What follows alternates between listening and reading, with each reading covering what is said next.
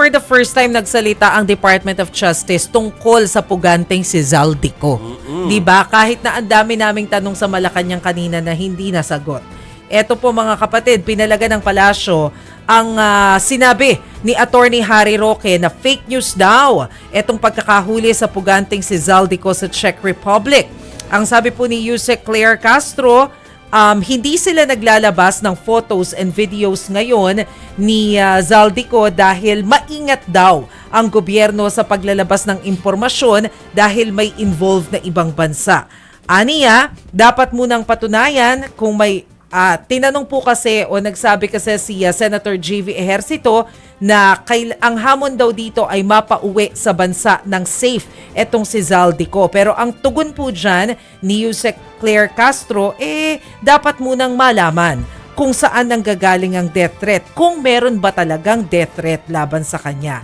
So, una na pong sinabi ng Department of Justice Secretary na si Frederick Vida na hindi hawak siko ng mga opisyal ng Czech Republic. Hindi lang daw sila makapagbigay. So, ang sabi po ng Department of Justice, hindi daw sila makapagbigay ng photos dahil nga po, meron silang ini-insist na data privacy dyan po sa Czech Republic. Pero, pupunta daw sa Secretary Vida sa Czech Republic kasama ang Philippine Center on Transnational Crime, hopefully this week, pag naayos na yung kanilang visa kasi sila yung in charge na tumutok sa kaso. Natuwa ako doon sa soundbite ni Secretary Vida. Tignan nyo po. Kayo na mag-judge.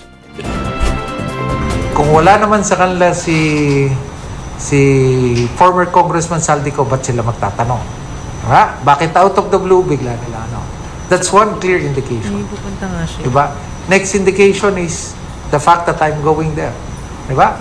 The fact that they're entertaining overtures of our ambassador to the Czech on this matter. Saan nanggagaling yung sinasabing death threats? Meron na po bang naipakita? Meron na po bang na-blotter o whatever? So, tingin ko dapat doon muna kasi there's no basis. Diba? There will be lacking of basis if you cannot prove that death threats against Zaldico.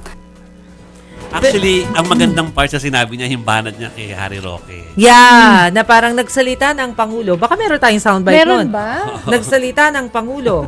Para marinig Nagsalita ng na lahat. ang Justice Secretary. Bakit kayo makikinig sa fake news peddler? Oh, hila na. Ang Oh, yun taray na. nun eh. Yun na yun pala. Yun na yun. Okay. Ready na to. Ano, naka-ready? O, pakinggan natin. Ang Pangulo po ay nagsalita na. Si Secretary Vida ay nagsalita na rin.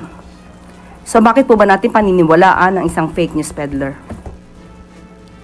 Ang Pangulo... Hinihintay ko na lang ang sagot. Masipag Ni Attorney Roque. Masipag mag-Facebook post eh. Okay, di Hinihintay ko na meron palalagpasin siyang yan. sagot. Hindi niya Kasi sabi niya, na-confirm daw niya mismo kay Zaldico eh. Kausap niya! Oo, di ba? Daw. Na hindi naman daw siya nakulong. Yeah. Okay na.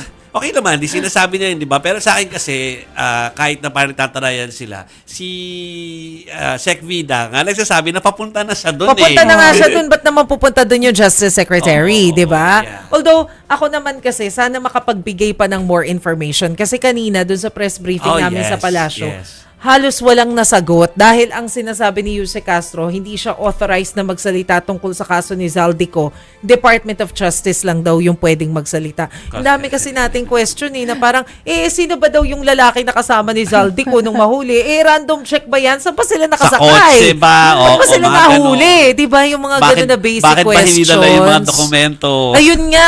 Bakit tatawid ka ng bansa? Wala kang dalang passport? Kaya Yun yung mga ganong basic question, di pa kasi nasasagot. Ang hirap ng trabaho ni Ante Claire. Meron